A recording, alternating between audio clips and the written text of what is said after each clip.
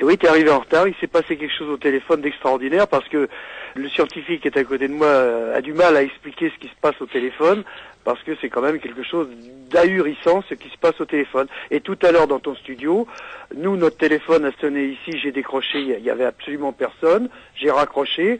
2 secondes après, le téléphone a sonné, c'était Jean-Claude qui me remerciait, il était dans ton studio parce que je lui avais donné le nom et l'adresse d'un médecin homéopathe pour soigner le petit qui est là-bas à Marseille. J'ai dit à Jean-Claude, moi je t'ai jamais appelé, je connais pas d'homéopathe, et il me dit pourtant c'était ta voix. Alors ce que je voulais vous dire, c'est qu'au téléphone, on entend aussi tout un tas de voix qui sont celles de ses amis. Et des fois en leur présence. Alors là, je sais pas comment le scientifique peut expliquer ça, mais au téléphone, on entend les voix de tout le monde qui parle. Et Jean-Claude a reconnu ma voix, c'était dans ton studio. Il y a eu beaucoup de récits d'appels téléphoniques inexplicables où la personne prétend n'avoir jamais appelé, ou des gens qui se font passer pour d'autres, Jean-Claude Pantel, non? Bien sûr, nous on appelle ça, entre nous on appelle ça les clones. Les clones, ouais. Voilà, ils appellent ça, voilà. On appelle ça des clones parce que Jean-Claude dit, mais c'est toi qui m'as téléphoné. Ou moi, c'est Jean-Claude, je discute avec Jean-Claude, et en fait, c'est pas Jean-Claude. Et pourtant, on discute de sujets qui nous intéressent tous les deux, de notre vie personnelle, alors que c'est pas lui. Et ça, il peut vous raconter des histoires là-dessus, on en a des quantités. Alors, comment ça peut se produire scientifiquement, ça, je me demande comment on peut expliquer ça, parce que c'est quand même ahurissant, ça. Voilà, je vous repasse le scientifique. Michel Karmassi. Oui, s'il y a d'autres choses à ajouter, bien sûr. Je voulais aussi, dans les hypothèses de recherche, vous savez certainement aujourd'hui que dans la physique quantique la plus, disons, avancée, il y a ce qu'on appelle la théorie des champs quantiques. Et cette théorie des champs quantiques nie l'existence même des particules. Alors, de ce point de vue, il y a bien sûr les champs des électrons, des protons, des neutrons, des photons, n'est-ce pas? Et nous savons que ce qu'on appelle le champ des photons, eh bien, c'est le champ électromagnétique. Et c'est grâce à lui, d'ailleurs, que nous sommes actuellement en communication avec les auditeurs. Alors, le champ quantique est soumis à des vibrations, n'est-ce pas? Nous dirons plutôt des excitations, un peu comme la surface de l'océan est soumise aux excitations que nous appelons les vagues. Alors, des expériences ont montré que l'état fondamental de ces champs, eh bien, nous dirions avec notre exemple que ce fondamental est l'océan dans ce cas-là. Eh bien, cet état fondamental conduit à l'idée de l'énergie dite l'énergie du vide quantique. Alors, ce serait une énergie de densité infinie, mais là, il faut remarquer que ce qui est important, vous savez, pour le physicien, c'est pas la valeur absolue de l'énergie, c'est la différence d'énergie. De la même façon que pour qu'une lampe éclaire, c'est pas, si vous voulez, la valeur du potentiel qui est importante, mais c'est la différence de potentiel entre les deux bornes de la lampe qui fait que la lampe s'éclaire. Donc c'est la différence d'énergie. Alors là encore, nous sommes en présence d'une source d'énergie incommensurable, où je pense que Jean-Claude Pantel, ou alors bien sûr, comme vous le disiez tout à l'heure, les êtres, les entités qui sont, disons, dans son univers extraordinaire, eh bien, toutes ces entités peuvent aller chercher cette énergie dans ces différentes sources. Voilà. Alors, bien sûr, certains penseront que nous sommes dans la science-fiction, mais à ceux qui le pensent, eh bien, je dirais que avant 1915, parler de relativité de l'espace et du temps était pour même des physiciens réputés sérieux aussi de la science-fiction. Voilà. Donc, vous voyez, nous avons plusieurs pistes de recherche intéressantes. Alors, on va profiter de votre présence pour aborder ce que je n'avais prévu d'évoquer que beaucoup plus tard dans la soirée, c'est le phénomène des voix. Oui. Comment peut-on produire des voix du néant en l'absence d'un pharynx matériel? Je m'explique avec exemple à l'appui, un exemple de 27 secondes pour les auditeurs. Ça correspond à la deuxième phase d'évolution de Jean-Claude Pantel. Et là, ça nous amène un peu vite au cœur des messages, mais c'est pour mieux évoquer avec vous cette possibilité de produire des voix. J'avais laissé entendre tout à l'heure qu'on pourrait parler de transcommunication tout en reconnaissant simultanément qu'il ne pouvait pas être question de transcommunication au sens traditionnel, mais c'était pour essayer d'évoquer quelque chose d'assez inédit, produit dans l'environnement de Jean-Claude Pantel. Écoutons juste cet extrait de 27 secondes et retrouvons-nous avec une tentative d'explication de produire des voix du néant. La chose se vit là encore en démultiplication selon la capacité d'admissibilité d'impression inhérente qui la révèle et qu'elle révèle. Ceci, nous venons de le préciser en fonction de l'alternance osmotique que nous conceptualisons en tant que loi, puisqu'émanant du mouvement multidimensionnel par l'interactif de l'échange, en des superpositions de l'établi provoqué, puis en resuperposition de par la récursivité inhérente au systématisme originel. Alors, quand au fond et au vocabulaire, il y a quantité de choses à dire, Jean-Claude Pantel exprimera aussi le contenu à sa guise un peu plus tard, mais restons-en à cette tentative d'explication, si vous en avez une, Michel Karmassi. Comment peut-on, dans l'invisibilité, et donc supposons l'immatérialité, produire un son pareil? Oui, alors là, je vous dirais que je n'ai pas beaucoup d'explications pour le moment. Personnellement, j'ai entendu ces voix, mais pendant très peu de temps. Je les ai entendues depuis le jardin. D'ailleurs, Bernard Bidot était avec moi. Donc, si vous voulez, je voudrais pouvoir pousser cette recherche. Mais pour l'instant, je n'ai pas vraiment d'informations. Si D'autant qu'on détecte l'inspire entre les prononciations. Oui. On entend un souffle d'air quelquefois, oui, frapper une cavité, oui, pour produire une inspiration, une reprise de souffle, oui, oui, en plus. Oui, oui.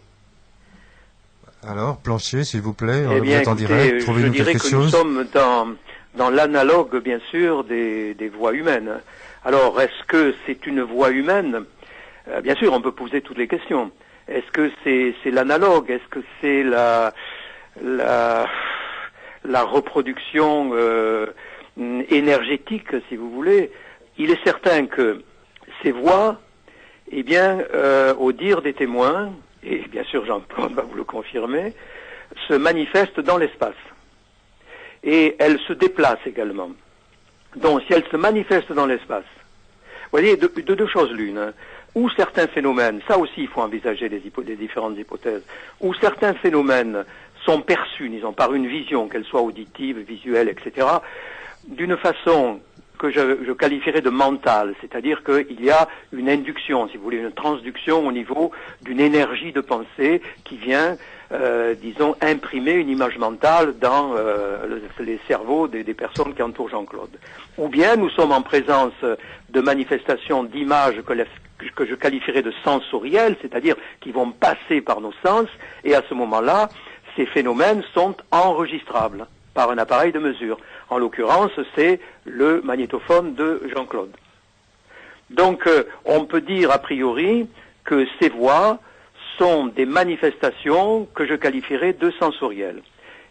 Nous sommes donc en présence, je ne peux pas en dire plus, d'une énergie qui se manifeste dans l'espace. Alors, cette énergie, d'où elle vient, en plus, cette énergie, nous voyons qu'elle est consciente, qu'elle est intelligente, puisqu'il y a les textes, il y a les messages, donc. Puisqu'il y a dialogue, oui.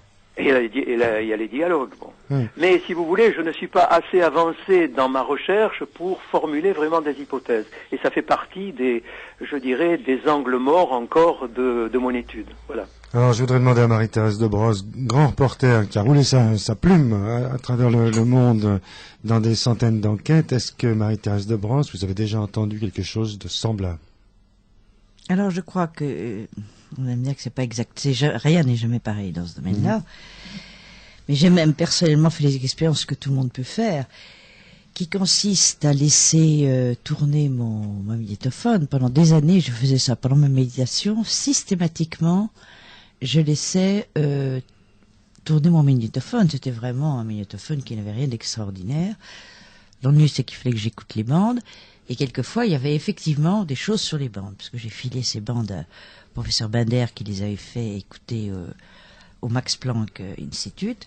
Tout le monde connaît ces phénomènes-là dans la transcommunication instrumentale. D'ailleurs, je ne vois pas pourquoi, systématiquement, Didier, vous voulez absolument relier, je sais que c'est ce qu'on fait maintenant, la transcommunication avec le phénomène des morts. Parce que traditionnellement, elle est associée aux défunts. Et là, il s'agit d'un cas vivant, live, interactif. Oui, mais transcommunication, par définition, ça ne... Vous l'englobez au sens large. Ah oui, moi, tout à fait, personnellement, transcommunication. Mais tous les cas de médiums qu'on avait un petit peu étudiés assez sérieusement, d'ailleurs, à la fin du 19e siècle, quelquefois, il y avait des productions de voix. Et c'est simplement au 20e siècle qu'on s'est rendu compte que ce qu'on mettait sur le compte des esprits avait besoin, pour produire des phénomènes sonores qu'on puisse entendre, d'utiliser nos organes phonatoires, notre larynx, etc.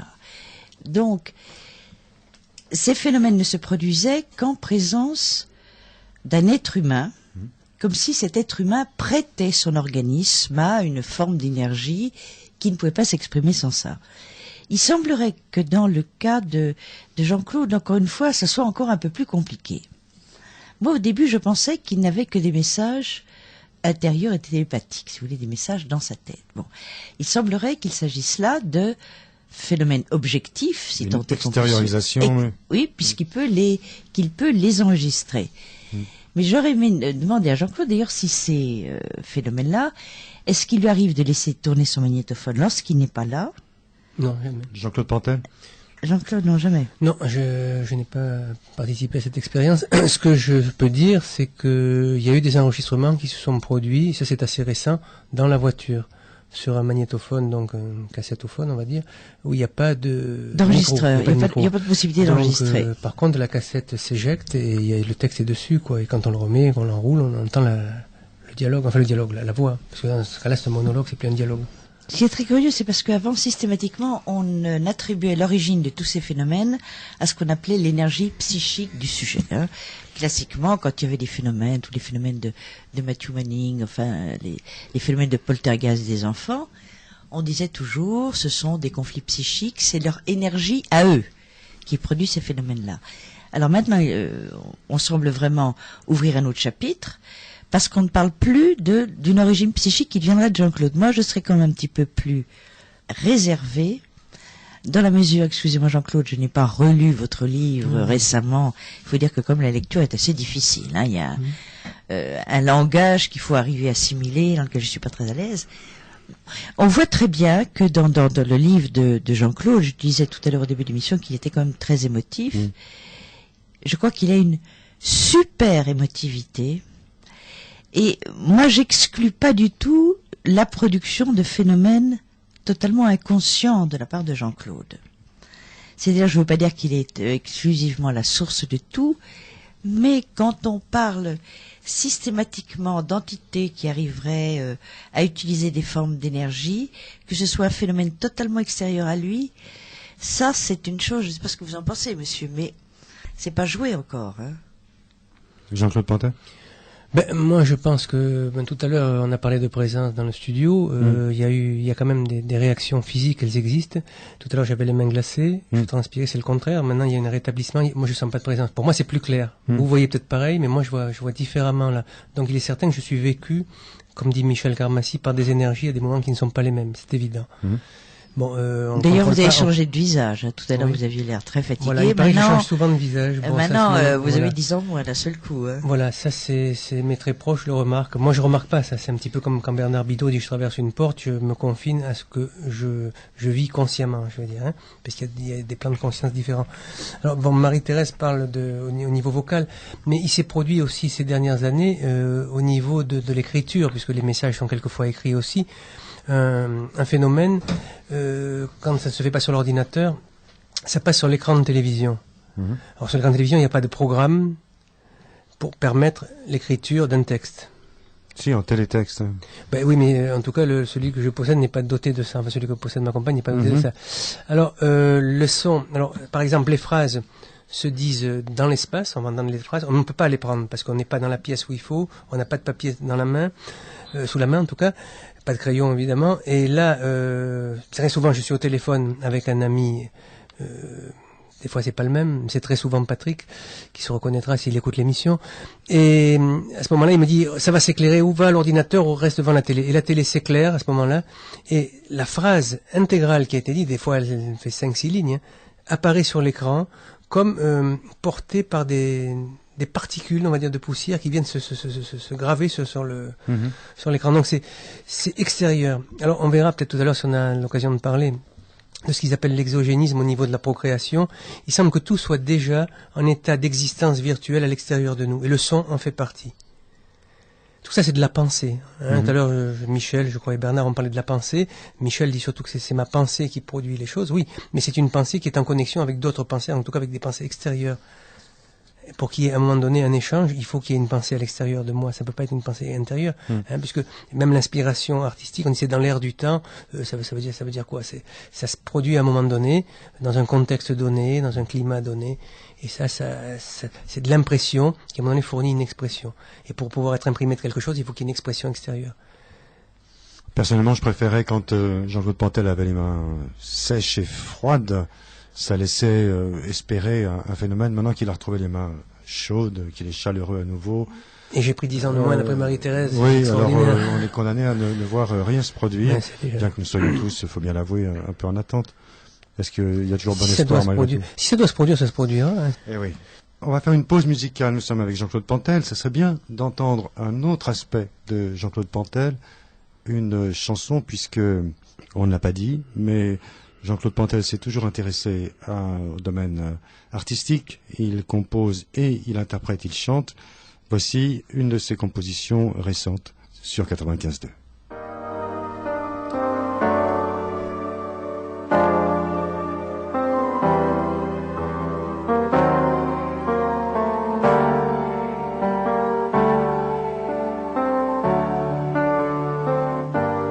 Mi-cri, mi-mélodie, source de mes écrits, support de mes pensées, par l'âge révélé, tu trouveras, ami, ce qui m'aura conduit à te léguer ainsi, entre existence et vie. Dans un monde cyclotimique, de rationnel en mystique, une partie de moi, de demain, d'autrefois, en quelques chansons obscures qui mirent à la torture mon pauvre cogito, ma raison, mon credo.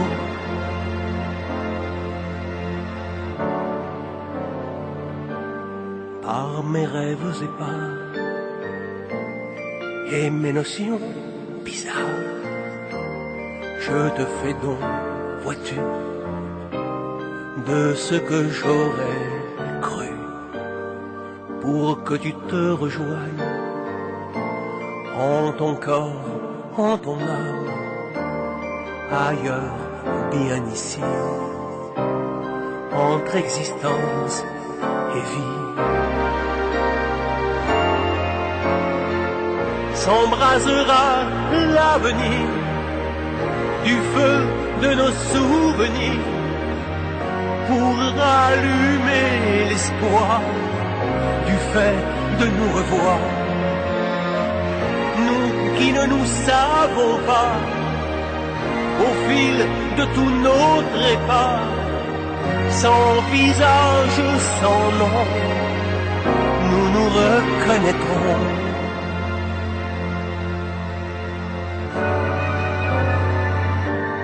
Lorsque seront éclos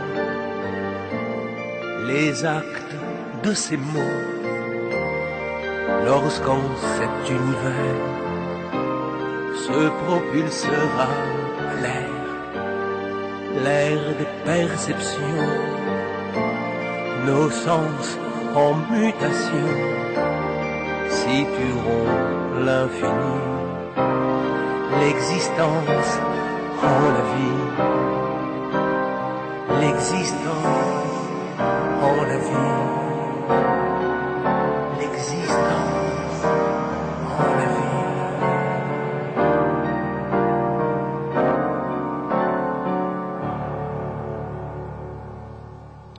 Jean-Claude Pantel, sur Ici et Maintenant 95.2, Jean-Claude Pantel qui vient d'interpréter une de ses compositions, mais qui est également notre invité. Nous parlons de phénomènes vraiment hors du commun. Nous avons fait une incursion dans un présent assez rapproché parce que nous étions en compagnie de Michel Carmassi et de Bernard Bidot et nous tentions de trouver une explication à ces phénomènes de voix si particulières. On en a entendu un très court extrait. On développera davantage tout à l'heure, mais revenons dans notre chronologie. Alors, nous sommes au moment du changement d'équipe en 1973. Changement d'équipe, si je peux dire. Après l'OM, l'organisation magnifique, ou ordination magnétique, ou je ne sais quoi. Cette période assez troublée, dont les buts n'étaient pas toujours très clairs. Il s'agissait aussi d'éduquer des enfants pour essayer de changer dans un but éminemment politique, une société en perdition, après mai 68, etc. Finalement, s'est produit un conflit, un soir, où d'autres entités, une autre espèce, une autre catégorie, qui s'avérera un peu plus tard être des Atlantes, d'anciens Atlantes, en partie, vous ont demandé de quitter la maison parce qu'une bagarre allait s'en suivre. Voilà, c'était une époque où nous étions hébergés. Nous étions hébergés parce qu'on subissait des expulsions diverses par rapport à des plaintes qui étaient déposées par le voisinage, étant donné les phénomènes bruyants qu'on vivait. Et donc on nous avait conseillé effectivement de quitter le domicile de notre ami. Donc on était en groupe, on était une demi-douzaine on va dire. Et il y avait même un petit chien qui nous avait conseillé d'ailleurs, que les voix nous avaient conseillé de laisser, disant qu'il ne risquait rien. Et c'est vrai que ce soir-là, il y a eu une mutation, on va dire, puisqu'on parlait de mutation d'ensemble tout à l'heure, une mutation qui s'est opérée, c'est-à-dire que le relais a été définitivement pris, on va dire, au niveau de la gestion du quotidien, par ces êtres, on va dire, invisibles, mais qui allaient nous donner un message d'abord d'origine philosophique, d'ordre philosophique, et ensuite on se rapprocherait de la physique chère à notre ami Michel Karmassi. Voilà. Mais alors, les jets de pierre se produisaient quand même, même si le premier groupe... Il y avait des phénomènes, on ne peut pas dire des jets de pierre, il n'y a plus les lames de rasoir, les tubes, ça s'est arrêté. Il y a eu des manifestations à l'intérieur des domiciles, avec, on va dire, très souvent un symbolisme, c'est-à-dire qu'on comprenait à travers... il y avait les voix qui parlaient, et d'autre part, quand il n'y avait pas des voix, il y avait des déplacements d'objets qui signifiaient quelque chose dans les circonstances que proposait la situation du moment, quoi. Et donc un enseignement est venu se délivrer peu à peu sur magnétophone. Voilà. Alors après, on a demandé évidemment, quand les voix ont commencé à nous parler, on a demandé l'autorisation, étant donné que ça devenait intéressant au niveau du dialogue, on a demandé de pouvoir enregistrer, donc ça nous a été autorisé, et on a commencé à enregistrer effectivement les dialogues. Avec de grandes périodes de creux, plusieurs mois pendant lesquels il ne se passait rien. Oui, on va dire ça, mais on sentait quand même une présence. Il y a toujours une présence qui est ressentie. Il y avait une forme de parrainage, d'assistanat qui se produisait. Et on se sentait épillé peut-être, mais en tout cas assisté, aidé. C'est pas complètement désagréable parce que on a vécu quand même des choses intéressantes. Alors l'expression civilisation atlante, je l'ai pas inventée, je l'ai trouvée dans le bouquin. Oui. J'en parle un peu dans le tome 3 parce que dans un des textes qui est de mars 1983 et qui pour moi est le texte charnière de tout cet enseignement parce qu'on aborde pour la première fois la cosmologie, la cosmogonie. Il est fait état donc de civilisation où il y a eu une connexité entre notre espèce et d'autres espèces qui s'est effectuée. Donc on peut pas dire que l'Atlantide ce serait à ce que je pense à mon point de vue, un continent en soi. Bon, il y a peut-être eu un continent englouti certainement, même d'ailleurs, ou peut-être même plusieurs, mais c'est, je pense, un art de vivre qui s'est, à un moment donné, dispensé sur toute la planète. Ce qui ferait qu'on a pu trouver à un moment donné des modes de vie qui étaient assez ressemblants. Je pense par exemple aux pyramides ou à certains monuments d'Amérique du Sud. Il y a dû avoir une unité dans l'enseignement qui a été donné. Cet enseignement donné par plusieurs entités. Plusieurs, peut-être des semi-géométrisés, parce qu'on reprend cette expression que vous appelez l'OM, d'ailleurs c'est eux-mêmes qui se sont fait appeler comme ça à un moment donné, mais qu'on appelle aujourd'hui les semi-géométrisés, parce qu'il n'y a pas que l'OM apparemment. Il y a plusieurs races, on va dire, comme chez nous il y a plusieurs races aussi. Et évidemment, au-dessus, ces êtres de lumière. Bon, on retrouve un peu moi je dis ce qu'on retrouve dans les mythologies, c'est cette présence, Marie-Thérèse elle parlait en aparté un petit peu de manipulation, mais c'est vrai que nous on va appeler ça une manipulation, mais est-ce que quand on procède de la sorte avec les animaux, on considère que c'est une manipulation? Moi je me risquerais pas à le dire. Mais alors, ça forme quand même un équipage étrange, ces entités atlantes, assorties d'un druide scandinave, Rasmussen, c'est son nom. Oui. qui lui aussi vient se mêler aux conversations, qui a fait, en somme, il a emménagé avec eux, il a fait une translation de... Voilà, il semble que, à la suite d'une grande modification, donc c'est une mutation d'ensemble, donc on va appeler ça, la Bible appelle ça un déluge, enfin on parle de beaucoup de cataclysmes, situations cataclysmiques qui enclenchent donc ces modifications. Il semble que dans notre espèce, c'est ce que j'ai déduit du discours qu'on reçoit, des dialogues qu'on a avec ces êtres-là, que nous pouvons accéder, suite à notre décès, notre rupture, il ne parle pas de mort, il parle de rupture, à des strates supérieures dans un état d'immatérialité, mais sur un plan individuel. Alors que d'autres espèces, dont ces semi-géométrisés, peuvent y parvenir sur un plan collectif. Je pense d'une part parce qu'ils sont moins nombreux, d'autre part parce qu'il y a peut-être cette minéralisation qui est moindre, donc il y a une densité qui est peut-être qui leur permet de passer dans un état que les êtres de lumière appellent la délitescence, délitescence. Oui, C'est le terme employé. On rentre un petit peu dans un vocabulaire. Non mais rentrons-y, le vocabulaire est très riche. Ouais. Effectivement, des mots sont extrêmement choisis. Je crois que ce qui est intéressant dans cette histoire, à un moment donné, parce que on va perdre les auditeurs, comme on risque de, je perds souvent un petit peu l'auditoire, si on ne cherche pas, je dis pas structurer, mais au moins adapter des recoupements à travers d'autres événements de notre histoire, avec précisément ce qui se produit là. Parce que cette histoire, elle a un effet loupe, un effet grossissant par rapport à ce que vit notre humanité. Tout à l'heure, je parlais, en aparté évidemment, mais on va en parler maintenant, si vous le voulez bien, d'une émission qui s'était produite sur Arte, on en avait parlé avec Marie-Thérèse de Brosse, chez Paul Amoros au Moulin de Soleil, où c'était une émission qui était consacrée à Moïse, et on avait parlé précisément des plaies d'Égypte.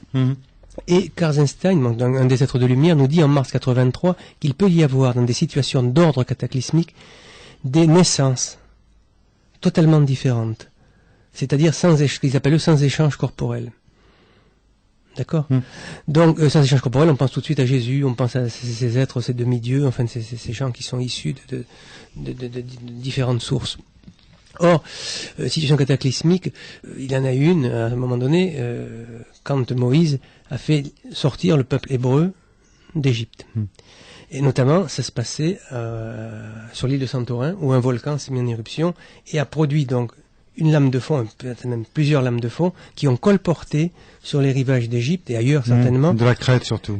Oui. C'est elle qui s'est trouvée dévastée. Oui, là c'est au niveau des pierres, mais des générations spontanées, on va dire, de sauterelles, de thans, de grenouilles, etc. Ah oui, d'accord. Or, le même phénomène est repéré en 1980 au Mont Sainte-Hélène aux États-Unis.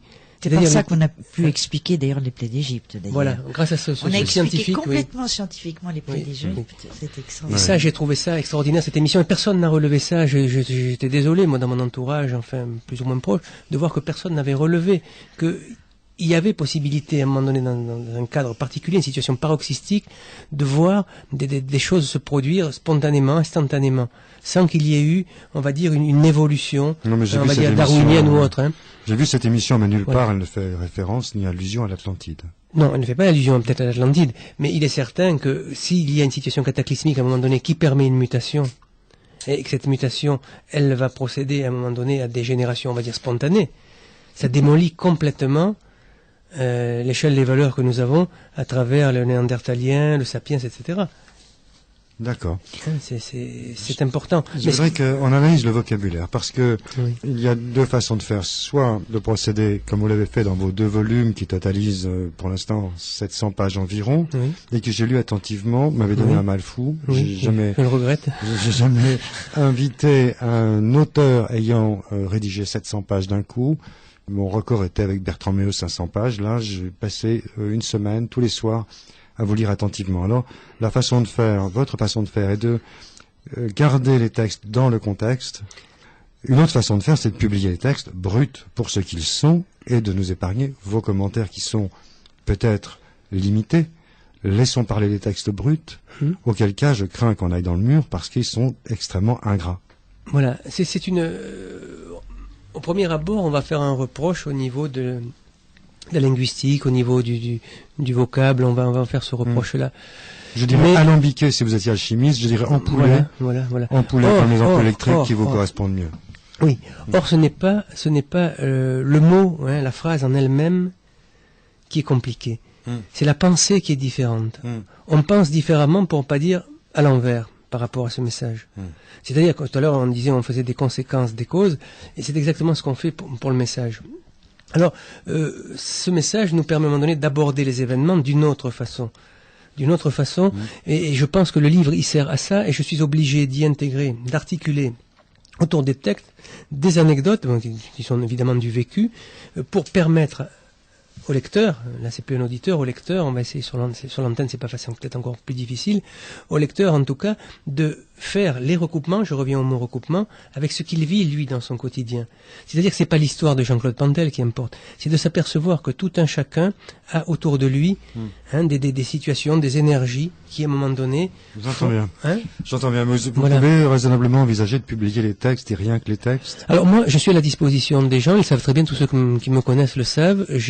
On a regroupé donc les textes, maintenant évidemment sur informatique c'est facile, et les gens qui me les réclament, je leur expédie. Les textes. Je leur expédie donc de 1973, que vous avez dans le premier livre, jusqu'à 2003, puisqu'on est en 2003.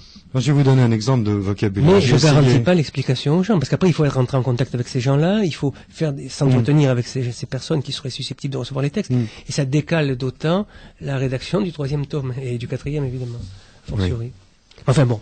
J'ai essayé de traduire une phrase simple en langage... Karstensteinien. Oui, vous y arrivez très bien. Ben oui. Par exemple, aimez-vous les uns les autres, qui peut paraître évidemment trop simple, deviendrait tâchez d'harmoniser les énergies de vos entités géométrisées. Au lieu de faire simple, voilà une façon illustrée, plaisante, pour moi, de compliquer les choses à outrance. Non, parce que là, il faut partir de la base. Or, la base, c'est le fond. La forme vient s'y adjoindre, mais d'abord, il y a le fond. Il faut savoir que dans la pensée de ces êtres, qui quelque part rejoint notre pensée, si on veut bien s'en donner la peine, il y a d'abord la vie, et ensuite il y a l'existence. Or, nous parlons, je reviens à la cause et à la conséquence, nous parlons toujours en fonction de l'existence, c'est-à-dire de ce que nos sens, que sensoriellement nous percevons. Or, il n'est pas obligatoire, du fait que nous ne percevions pas le reste, que précisément ce reste n'existe pas. Or, le vide, Michel Karmassy, c'est de quoi on parle là, puisqu'on parle du vide quantique et du vide qui serait ce 98% de l'univers et des univers, on va dire même, qui correspondrait à rien, à nos sens en tout cas à nous, mais qui serait l'énergie, la matière noire, qui formulerait à un moment donné l'existence en tant que telle, l'hydrogène compris, les 2% donc, que nous représentons. Ce vide donc n'est pas un néant, attention, ce n'est pas le néant, il ne faut plus le considérer comme le néant, mais pour ces êtres-là serait l'éternité. Et l'existence serait ce qui est provisoire. C'est-à-dire ce qui connaîtrait des ruptures. C'est-à-dire que, moi je donne souvent l'exemple aux gens qui viennent parler avec moi, parce que il faut à un moment donné schématiser, simplifier. Il y aurait le courant électrique et il y aurait l'ampoule. Nous serions des ampoules en tant qu'existence, donc de quelque chose qui est provisoire. Et à côté de ça, une fois que l'ampoule, on va dire, est usée, que l'ampoule est détruite, on pourrait, si on faisait l'expérience de mettre les doigts à la source qui alimentait l'ampoule, de recevoir le courant. Et le courant, on ne le voit pas. Le courant dissocié de l'ampoule, on ne le voit pas. Sinon avec des appareils. Mais comme ça, à l'œil nu, sensoriellement, on ne le voit pas, on ne le distingue pas. Je ne sais pas si on me suit, là. Bien qu'on voit quelquefois le courant sans être relié au secteur dans les ampoules dans la gueule du chat. Voilà, voilà. Non, mais ça c'est une manipulation, pour reprendre le terme qui est à la mode ce soir. Non, donc il y a une nuance à établir entre la vie et l'existence. La vie c'est l'éternité, l'existence c'est le provisoire. Donc partant de ça déjà, quand tout à l'heure vous parliez de géométriser, de s'aimer les uns les autres, ou de vivre en harmonie entre géométrisé et semi-géométrisé, il faut savoir que chez ces êtres-là, on part de l'absolu pour rejoindre une forme, on va dire, de quotidien à travers le provisoire qu'on vit. Alors c'est vrai que Jésus, il a dit de s'aimer, il a dit de nous aimer, je dis pas le contraire. Non, mais il préfère parler d'une harmonie. J'entends. Il préfère parler d'une harmonie. Mais il s'agissait du vocabulaire employé. Le vocabulaire est vraiment sophistiqué. Vous-même le qualifiez quelquefois. Il est sophistiqué, mais bien sûr. Mais il est quelquefois, Michel Karmassy, on le cite beaucoup, mais il a procédé à un moment donné à certaines recherches, au début, j'ai donné quelques textes, où on s'aperçoit que les termes ne sont pas employés comme ça, par hasard, pour faire bien. Il y a un fond, toujours un fond. On va écouter un deuxième extrait, toujours dans les 30-40 secondes, et ensuite, puisque là il s'agit du fond. Marie-Thérèse de Brosse sera appelée à réagir. Elle est intervenue une première fois dans le phénomène de parapsychologie qui lui est très familier. Maintenant, comme elle est également versée dans la philosophie et la spiritualité, il va être question d'aborder le fond en sa compagnie. Un deuxième extrait des messages reçus par l'une des 4-5 entités qui fréquentent Jean-Claude Pantel. La pensée se différencie profondément selon que la volumisation cellulaire fasse ou non corps avec elle. Oui. Tout changement de consistance modifiant un état en modifie les fonctions. Nous l'avons vu, c'est le mouvement spiralien qui autorise entre pression et attraction toutes les formes de réviviscence, à quelques paliers que celles-ci se révèlent. Et nous venons de le signaler, les divers ambiants ne sont pas exclus dans le directionnel contrôlable que propose la loi des échanges. Marie-Thérèse de Brosse. Alors d'abord, il y a une chose que j'aimerais vous demander, parce qu'on se rappelle des célèbres expériences de Victor Hugo, en exil, où il ne recevait pas seulement, où il ne channelisait pas simplement Platon, Bouddha, mais l'océan, le drame, donc c'est-à-dire des concepts. Et puis, on s'est aperçu que c'était quand même tout à fait son inconscient qui s'exprimait, mais l'inconscient, c'est beaucoup plus vaste que ce qu'on ne croyait. Dans la mesure où vous entendez ces voix, est-ce qu'il vous est possible d'avoir un dialogue, puisque je vous entends dire oui, donc vous pouvez également dire non. Est-ce que vous pouvez poser une question? Évidemment. Bien.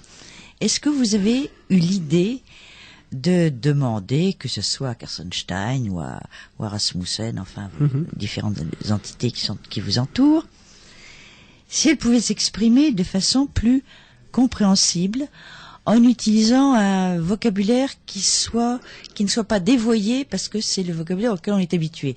J'entends bien que chaque corporation intellectuelle a son vocabulaire spécifique, parce que ça permet d'aller beaucoup plus vite. Bon.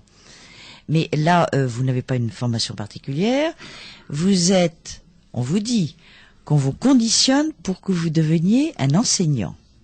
C'est à peu près ça. Donc, vous véhiculez ce que vous recevez. Et ce que vous recevez, j'ai vraiment l'habitude de lire des livres difficiles, mais peut-être à la limite du compréhensible parfois, non pas à cause du sens, mais à cause du vocabulaire utilisé, c'est toujours un détournement de termes. Est-ce que vous avez quelquefois demandé un vocabulaire plus simple, premièrement? Quand je ne comprends pas, il est évident que j'interromps autant que faire se peut, parce que j'ai l'impression que c'est capté, c'est intercepté. Quand je ne comprends pas, ils s'en rendent compte. Donc il y a un arrêt, il y a quelque chose qui vous dérange. Oui, j'ai tiqué sur ce tel terme. Et donc là, il y a un développement qui se fait. Mais il y a toujours quand même une explication rationnelle qui est donnée. C'est vrai que j'ai pris l'habitude, c'est devenu, on dit que l'habitude, c'est une seconde nature. Mais c'est vrai que j'ai pris l'habitude de parler avec ces êtres-là. Ça fait quand même 30 ans aujourd'hui. Mais quand je vous ai rencontré, vous parliez comme ça. D'ailleurs, c'était votre vocabulaire. Là, vous parlez maintenant comme nous autres, pauvres humains, je me mets à la portée. Non, on est pauvres, mais enfin, on a quand même la capacité à un moment donné de s'élever, je crois, sur un certain plan. Ce que je crois, c'est que il y a une démarche à faire à un moment donné. Bon, j'ai pratiqué le sport, vous en avez parlé tout à l'heure. Il est certain qu'on ne part pas du jour au lendemain courir un marathon. D'abord, on fait des petites distances, et puis après, on monte sur des distances comme le marathon. Je crois qu'il en va de même pour les textes. Si on regarde bien les tout premiers textes des années 73, on va dire, ils sont beaucoup moins, on va dire, abstrus, pour reprendre ce qu'a dit Didier tout à l'heure, que ceux des années 90. Mais c'est aussi logique, dans la mesure où dans les années 90, on aborde un petit peu cette cosmologie, et donc obligatoirement des lois physiques auxquelles, en tout cas moi, je ne suis pas accoutumé. Donc je crois qu'en allant chercher à la racine des mots, et le travail, on a commencé à le faire avec Michel Carmassi, on va dire, il n'y a pas longtemps, puisque je le connais depuis le mois d'avril, on a commencé à le faire, et il s'avère que c'est pas quand même quelque chose qui est fait par hasard. Je crois que c'est pour... il est dit dans un des textes, la lecture restera le fixatif de ce que vous découvrirez vous-même. Donc je crois que à travers l'écriture, on va à un moment donné faire reculer, et donc la lecture, et on va faire un petit peu reculer notre ordonnancement de pensée, je dirais moi. C'est-à-dire qu'on va s'ouvrir d'autres horizons. Plus on connaît de mots, et plus on va pouvoir aller loin. Mais ce n'est pas le mot qui dérange. Contrairement à là, je suis peut-être têtu, mais c'est plutôt la pensée telle qu'elle était mise. C'est-à-dire qu'à un moment donné, on se trouve confronté à une façon d'élaborer des idées qui est différente. Pas dans le vocable, mais dans la tournure de pensée elle-même. c'est peut-être difficile ce que je dis. Moi, je peux, mais évidemment, il y a un dialogue. Hein, la preuve, c'est que j'en ai un sous le nez, là, où je pose des questions et où on me répond, et où il m'appartient après, à travers le livre, entre autres, voire les chansons, de traduire, on va dire, hein, de transposer pour la personne qui n'a pas accès à ça. Ce que vous comprenez de ce qu'ils ont dit. Bon. Oui. Mais alors, la chose importante, c'est un petit détail, si vous voulez, c'est une question de vocabulaire, mais qui est un écueil. Seulement, on voit bien avec vous que vous êtes sans cesse malmené, mais on s'aperçoit que finalement, dans toutes les initiations, le message passe mieux lorsqu'il y a une expérience difficile avant. Toujours. Je le dis beaucoup parce que moi je m'occupe d'enlèvement. J'ai remarqué que les abductés qui sont profondément modifiés, ce sont ceux qui ont vécu des expériences douloureuses, difficiles. Et là, on voit, floraison de dons psychiques. Alors ceux qui racontent des enlèvements joyeux, gentils, avec nos chers Iti, ils ne bougent pas d'un iota. Et effectivement, le but, la rencontre d'un maître, quoi que ce soit que vous mettiez derrière ce mot maître, c'est de vous faire évoluer. Donc vous ne devez pas rester dans votre état initial. Donc vous avez cette espèce de tremplin, vous avez ce cours d'accélération des neurones auquel vous vous prêtez sans problème. Et alors, si on vous demandait quand même le véritable but de ce message, il y a deux choses. Le but, et puis toujours la grande question. Pourquoi moi? Pourquoi est-ce que c'est vous qui avez été choisi? Non, moi je pense pas qu'il s'agisse d'un choix délibéré. Hein. Oui, mais il faut que je vous fasse parler. Bien sûr, bien sûr. Non. J'ai su après que de par ma naissance, j'ai su que j'étais un enfant trouvé, un enfant adopté. Bon, apparemment, il semble que les gens qui ont eu une naissance différente, disons un abandon parental, naissance avant terme, qui ont côtoyé en tout cas ce qu'ils appellent la rupture dans les premiers instants, c'est-à-dire on va appeler ça la mort dans les premiers instants de leur existence, sont voués à avoir une existence différente.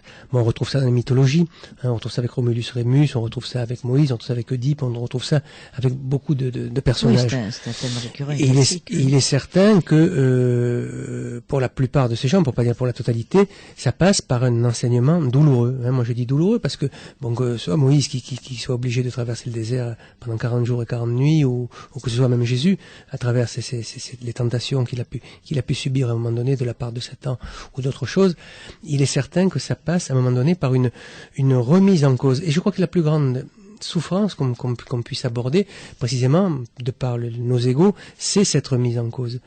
Parce que le physique, en fin de compte, on les oublie. La bosse qu'on va recevoir, j'en ai eu une moi dans mon existence par rapport à cette histoire, c'est rien, j'y pense parce que cette soirée-là avait été particulière, mais c'est surtout la souffrance pour la compréhension des choses qui nous permettent précisément, qui pourraient nous permettre une évolution au sens noble du terme. C'est celle-là de souffrance. Et celle-là, je crois que tous les grands initiés, moi je me prétends pas un grand initié, je pense que tous l'ont subi à un moment donné, et ça c'est quelque chose de subi, c'est pas quelque chose de choisi. Oui, on a beau dire que les avatars reviennent parce qu'ils ont choisi.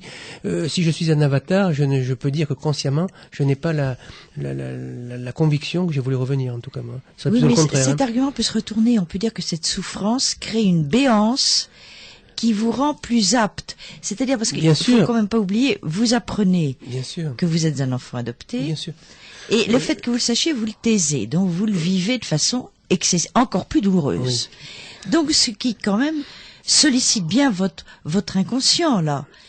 Oui, bien sûr, mais attention, il y a quand même, et là on rentre dans le domaine encore de la physique, ou moins de la chimie, on va dire que, par exemple dans la course à pied, il y a, on sécrète au bout d'un moment des endorphines. Bon, mais il faut quand même aller à l'effort pour pouvoir accéder à ça. Moi, je donne souvent l'exemple à des personnes. Je dis, si vous voulez voir un beau panorama et que le seul chemin qui vous mène en haut de la colline, il est escarpé, il est difficile, il va falloir que vous vous engagiez, que vous vous employiez. Bon, ça va nécessiter donc des douleurs peut-être aux chevilles, aux tendons, aux genoux, à la colonne vertébrale, au cœur. Bon, ça va. Mais en haut, on va être récompensé par quelque chose. toujours cette loi des échanges qui s'exerce à un moment donné avec réciprocité. Avec des relents judéo-chrétiens quand même, la naissance dans la douleur, il faut souffrir pour être belle. Non, mais on a déjà donné, ça va quand même. Non. Je crois qu'encore c'est le cogito qui nous cherche à nous ramener à une forme de confort qui nous éloigne, de par la facilité qui confère à nos existences de la vérité. Jésus a quand même dit, c'est vrai, il a dit, qui ne prendra pas sa croix ne verra pas le royaume. Et pourtant, il dit aussi, le royaume est parmi vous, il est à l'intérieur de vous comme à l'extérieur de vous. Il s'agit à un moment donné de le faire entrer en connexion, extérieure et intérieure. Et ça passe quand même par une démarche. Et cette démarche, elle est douloureuse parce que on a cette tendance à aller à la facilité. Je crois que pour répondre en partie à l'interrogation de Marie-Thérèse de Brosse, il y a un instant sur l'origine, il y a un mot-clé qu'a relevé Jean-Claude, c'est dans les entretiens que nous avons eus les jours précédents à votre sujet, c'est le mot Moïse. Il n'est pas du tout innocent parce que vous êtes né un peu comme Moïse, finalement, dans un panier, abandonné. Peut-être pas au fil de l'eau, mais toutefois dans un panier de père et de parents inconnus. Moïse est dans votre subconscient profondément, puisque vous avez failli nommer votre chien Moïse. Et vous l'avez cité vous-même spontanément en début d'émission. Donc il y a du Moïse dans tout cela, avec cette table de la loi. Et vos textes. Il est célèbre. Il est célèbre. Mais enfin, je me sens plus proche. Je me sens plus proche par affinité. La comparaison est hallucinante quand on voit quand même l'histoire de Moïse. Non, mais enfin, oublions l'origine égyptienne de Moïse, mais enfin, Moïse et le décalogue, enfin, outre le fait que c'était Aaron qui recevait, on oublie, qui transmettait, je veux dire. Moïse était bègue, c'était Aaron qui parlait, on a complètement oublié ce petit détail. Bon, alors maintenant, sorti de votre cocon, confronté à ces... Nous allons appeler cela entité, parce que comment appeler très bien. Même si ce sont des forces qui n'ont rien à voir avec les entités, vous voilà doté d'un message qui vous habite totalement. Oui, qui me vit totalement, oui. Bon. Qui n'a pas l'air de vous bouleverser de bonheur. C'est pas le mot que j'emploierais, mais enfin bon, je continue. Oui, enfin vous n'avez pas le visage rayonnant de celui qui apporte la bonne nouvelle. L'Apocalypse, qui veut dire en réalité la révélation. Ce n'est pas la nouvelle qu'attendent les gens. Alors c'est peut-être ça qui me met un petit peu en porte-à-faux. Parce que je travaille, vous imaginez bien, sur ce message avec des personnes qui viennent me voir. Bon, parce qu'il y a des gens qui habitent à proximité. C'est plus facile quand on habite en province de venir me voir, régulièrement en tout cas. Et il est certain que, bon, je travaille avec un groupe d'une 20aine de personnes à peu près, depuis plus de 2 ans maintenant, et il est certain que leur faire découvrir le fond des choses, les limites de certaines choses, ne peut pas être spécialement engageant, on va dire. En tout cas, ce n'est pas gratifiant de par la culture que nous avons. Je crois que c'est ça qu'il faut se dire. Oui, mais je veux dire, soit un petit peu clair pour les gens qui nous entendent. Mais ça rend quand même profondément heureux de se rendre compte, de savoir à un moment donné pourquoi on souffre. Et ça, je crois que s'il y a souffrance, on a besoin de savoir pourquoi on souffre. Et je crois que c'est ce message, il nous apprend à savoir pourquoi on souffre. Je propose qu'on écoute un autre très court extrait. Oui. Rappelons, brièvement, que toute excéité volumisée revêt selon sa densité et sa surface un caractère provisoire dont la longévité impartie reste variable. De par la qualité de l'échange existentiel que lui confère son positionnement spécifique dans le cyclique ou les cycliques. Cycliques qui sont générés par les fluctuations de la masse ectoplasmique dans leur démultiplication et ce, jusqu'à rupture, tel que nous l'avons commenté voici quelques instants. Marie-Thérèse de Brosse, vous pouvez me traduire ça ? Ah, mais écoutez, je vois d'abord que la première préoccupation est de l'ordre du temps, Ce sont des êtres pour qui la dimension temporelle, d'ailleurs, c'est-à-dire tout à fait intéressant encore une fois dans le vocabulaire de Jean-Claude, parce que Jean-Claude parle d'existence qui lie au temporel, provisoire et de vie. En philosophie, on parle de concepts d'essence et d'existence. L'existence n'étant que les potentialités de l'essence qui ont été actualisées en s'incarnant. Bon. Alors là, on est complètement dans un univers de temps. Mais moi, ce que j'aimerais quand même savoir, et j'aimerais que Jean-Claude soit clair, parce qu'il a l'air de dire que il connaît le but ultime du message, qu'on continue à lui introjecter, comme dirait Jodorowsky, et qu'il diffuse à des gens autour de lui. Donc, vous faites progresser les gens autour de vous, et vous avez l'air de dire, moi je sais, c'est pas gai. Alors, qu'est-ce que vous savez ? Quel est le fond de ce message ? Et surtout, qu'est-ce que nous devons en faire? Bon, le fond de ce message, il faut savoir que quand on arrive à une fin cyclique, alors une fin cyclique, je le répète, c'est une mutation d'ensemble qui va s'opérer. Bon, ça laisse pas une grande marge de manœuvre pour une remise en cause à notre espèce. Bon, tout à l'heure, j'ai dit que nous pourrions procéder à un moment donné à une évolution individuelle à travers des strates. Bon, j'ai parlé de délitescence. Bon, c'est vrai. Donc moi, je me dis souvent, ce que tu fais, tu le fais pour des individus qui sont susceptibles de l'entendre, de le comprendre, et ce qu'ils peuvent engrammer, pour reprendre un terme cher à un de mes amis proches, ce qu'ils peuvent engrammer, ça se fait peut-être autant sur le plan conscient que sur le plan semi-conscient ou inconscient, pour reprendre une terminologie des textes que je reçois. Alors, qu'est-ce qu'il dit, ces textes? Je crois que ces textes, ils montrent à un moment donné les limites et la réitération des erreurs qu'on a accomplies, en expliquant pourquoi on a accompli ces erreurs. Et là, on rentre dans l'historique des textes en parlant de l'androgyne, c'est-à-dire ce qui nous a précédé, et ces androgynes qui ont procédé à une surprocréation à un moment donné, qu'ils ont été obligés de convertir en clonage. Donc on n'invente rien aujourd'hui, parce que chaque fin de cyclique, c'est comme ça que ça se produit. Et ce clonage, à un moment donné, a fait que nous sommes divisés déjà, puisqu'il y a l'homme et la femme aujourd'hui. Et surtout, on a perdu énormément de potentialités au niveau extrasensoriel. Et ça, c'est à déplorer. Alors c'est sûr que ça fait pas spécialement plaisir, parce que on se confine à des valeurs qui ne sont pas les vraies valeurs.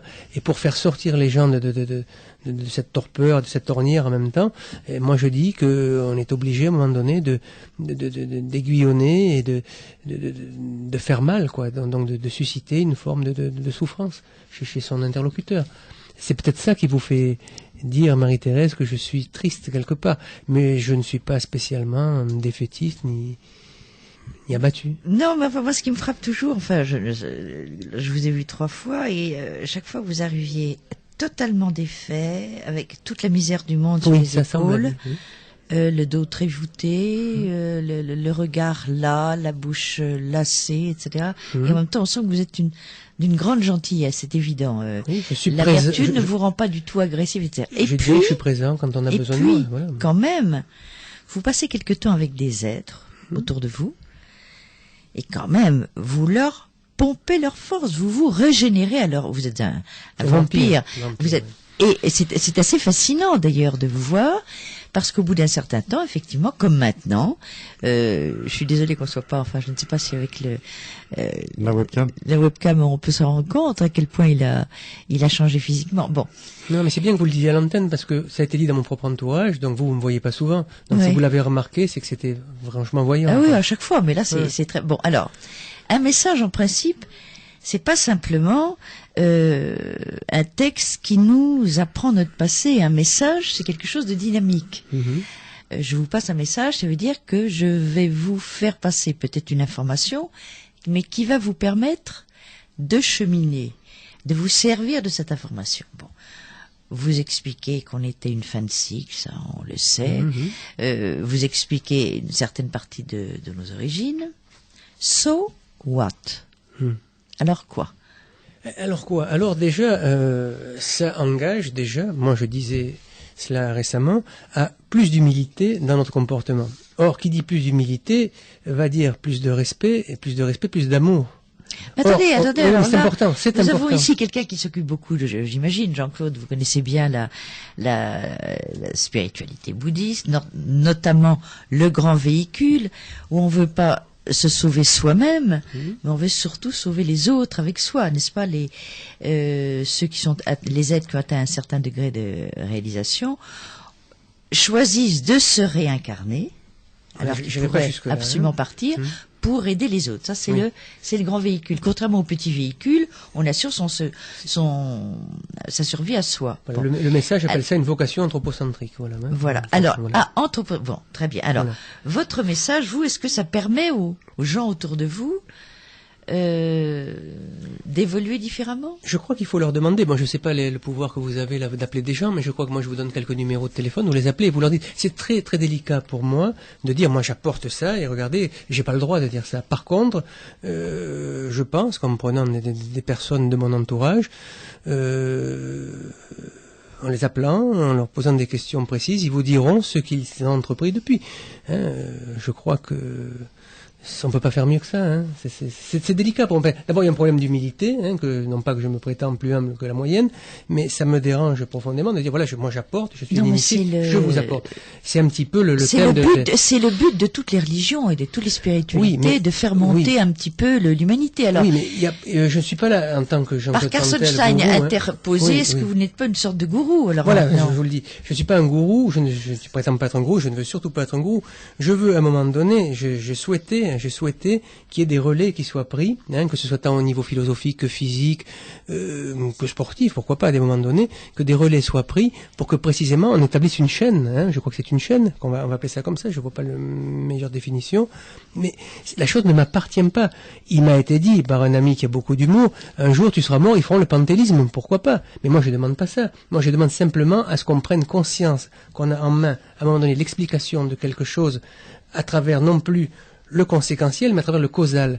Et je crois que si on arrive à interpréter le causal, sans aller peut-être jusqu'à la cause causale, comme diraient les physiciens quantiques, je crois qu'on arriverait, à se remettre en cause. Mais cette remise en cause, à un moment donné, procède de la souffrance et à la souffrance. Moi, je crois.